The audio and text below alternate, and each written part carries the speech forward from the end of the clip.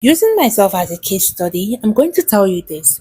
Ayurvedic herbs work. In this video, we'll be making a super potent Ayurvedic hair growth oil, which will help you tackle hair issues like hair loss, balding, thinning, loss of edges, damaged ends, dry scalp, premature graying of the hair, scalp inflammation such as dandruff, itchy scalp. Now, this oil is specifically targeted at improving your overall hair health, promoting the blood circulation in the scalp, leading to a healthier hair growth, and improving the overall appearance of your hair. Now, if that sounds like something you're interested in, please watch this video to the end and don't forget to give it a huge thumbs up. Now, the first ingredient we're going to be making use of today is the neem leaves. Neem contains vitamin E, fatty acids, triglycerides, limonoids, and antioxidants, which promote hair growth, hydrate and nourish damaged ends, reduce shedding, and strengthens the hair follicles. They also have strong antibacterial and antifungal properties, which is great for fighting against dandruff, lice, and itchy scalp. Our second ingredient is the Moringa leaves. Moringa contains vitamins, omega-3 fatty acids, iron, zinc, which nourishes hair follicles, strengthen the hair strands, get rid of scalp inflammations, and improve the overall appearance of the hair. Now, we are also going to be making use of dried hibiscus leaves. Hibiscus leaves are loaded with vitamins, flavonoids, amino acids, mucilage fiber, and antioxidant that nourishes your hair, promotes hair growth, increases volume, strengthens the hair, reduces breakage, and it also restores the elasticity to hair strands. When it comes to hair growth, rosemary is such an OG. It contains antioxidant and anti-inflammatory properties. It also contains vitamin B6, iron, calcium, which promotes blood circulation in the scalp, stimulating hair follicles, thereby improving the growth and strength of the hair. Clove is also another hot stuff when it comes to hair growth. It contains vitamin K, eugenol, which promotes hair growth and strength by improving the blood circulation on the scalp. It also protects the scalp from dandruff, itchiness, flakiness, and hair loss. We're also going to be making use of fenugreek. Fenugreek contains wonderful nutrients, vitamins, and minerals that helps to maintain a healthy scalp environment, thereby promoting hair growth and strength. It also helps in preventing hair loss, reviving damaged hair, fight against dandruff and other scalp inflammation. Our last dry ingredient for today is the mint leaves. Mint leaves are rich in menthol, which helps to prevent hair loss by stimulating and promoting blood circulation to the scalp and roots, thereby promoting a healthier hair follicles and in turn longer and fuller hair. It can also soothe and reduce scalp inflammation. I used about 3 handfuls of my neem leaves. I also used about 4 tablespoons of my moringa leaves. Now, like I always say, you can go higher with your quantities, you can also go lower with them. It all depends on you and the quantity you're aiming to achieve. I went on to add 2 handfuls of my hibiscus leaves and 3 tablespoons of my rosemary leaves. Then after that, I proceeded to add about 3 tablespoons of my cloves.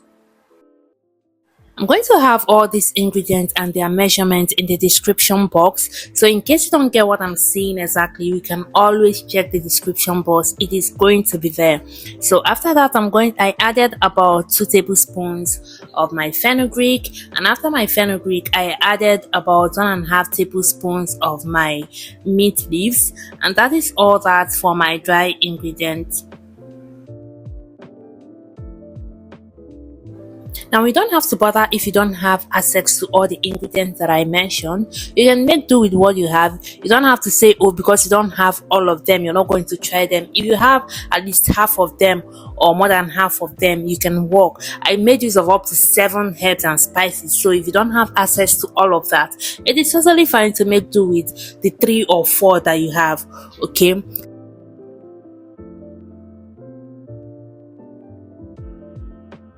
So I proceeded to blending everything together. Now, if you don't want to blend, you can also make use of the powdered one. Okay, you can also make use of the powdered one. It's still the same thing. It's still going to do the same work. Okay, I couldn't get the powdered ones. That's why I got everything whole and then blended myself. And one important thing to note is that if you're using your blender to blend, just know that this is going to stain your blender. So if you have access to the powdered ones, go ahead and use that. If you don't, just go ahead and blend. Okay.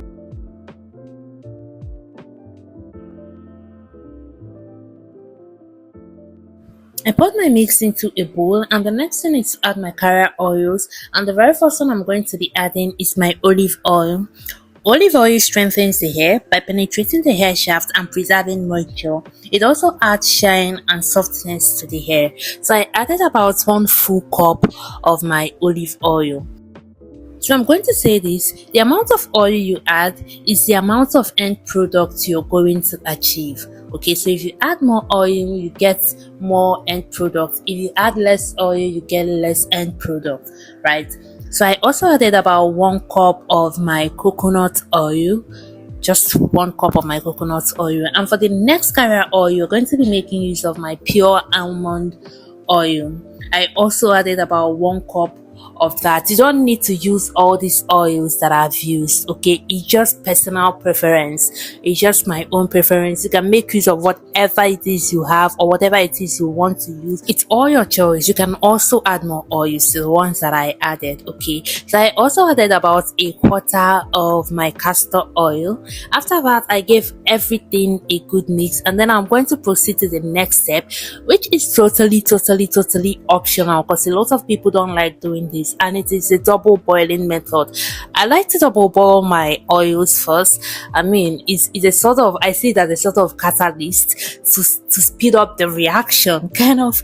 So I double boiled for about 15 minutes on very low heat, and I kept stirring occasionally. Okay, so if you don't like to double boil, if you don't like boiling your stuff, you can go ahead and skip this process and then proceed to this next one. Also, you can stop at that double boiling, then you sieve out your chaff from your oil. That is also still very fine. But then I like to take my own a step further by storing it to infuse for at least 1 week. Yes, so what I usually do is after double boiling, I'm going to transfer my mixture into an airtight glass jar. Okay, I transferred my mixture into an airtight glass jar. I then put it away to infuse. I'm going to just put it away to infuse for at least 6 days. Okay, so you can choose to also do this, or you can choose to stop at your double boiling. It is totally up to you, and it also depends on the urgency, how urgent you need your oil. 1 week later, and we are back.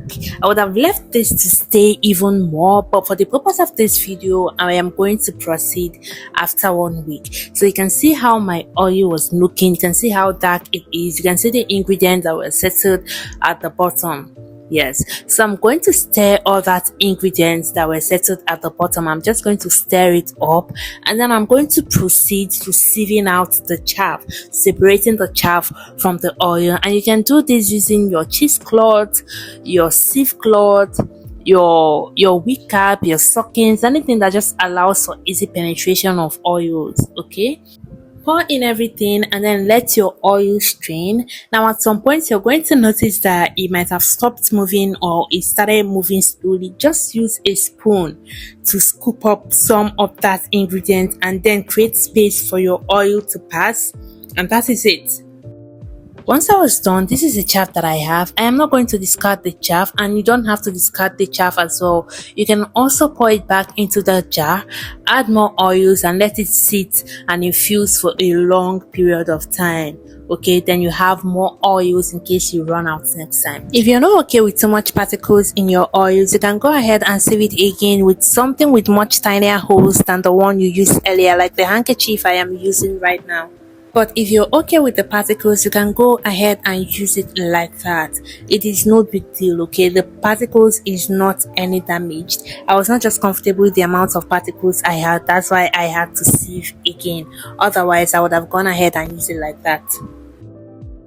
When I was done with this one, this was the amount of particles that the handkerchief was able to get out, which was totally not everything. There are still some left in the oil, but it is something I can deal with, so no problem with that.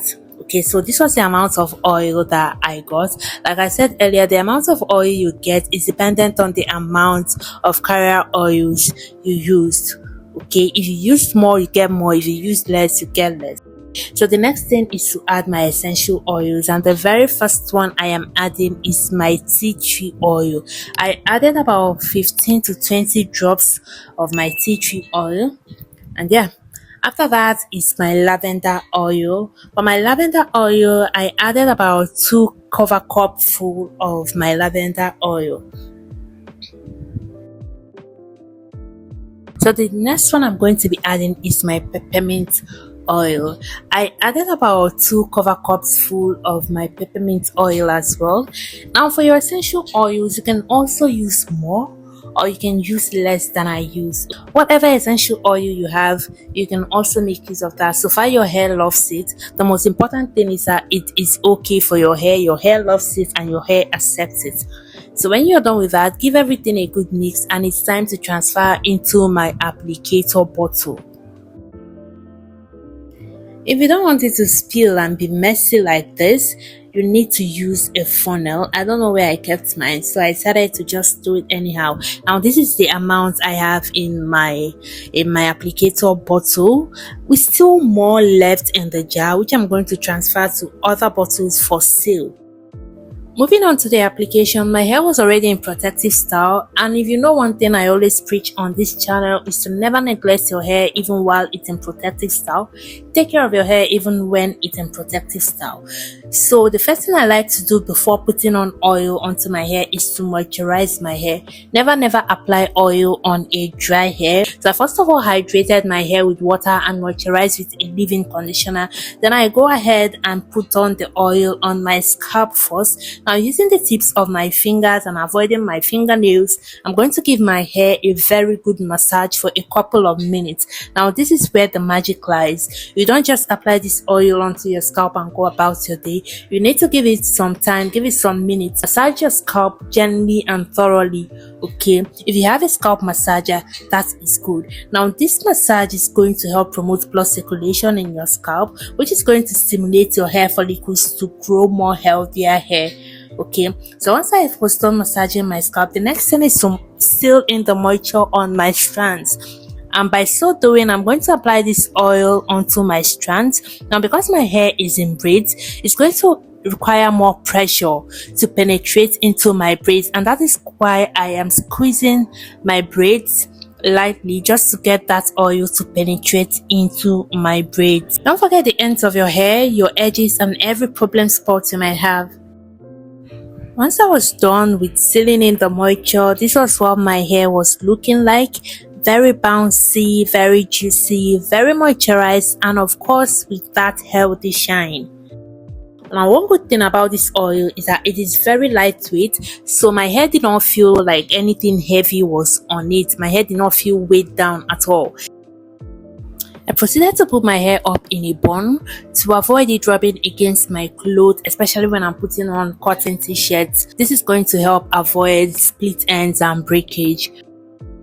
We've come to the end of this video. Thank you so much guys for watching. I hope you found this video really helpful. Please do not forget to give it a thumbs up, leave a comment down there in the comment section, share to people you think might need this video, subscribe to me if you've not yet subscribed already, and I'll see you guys in my next one. Bye.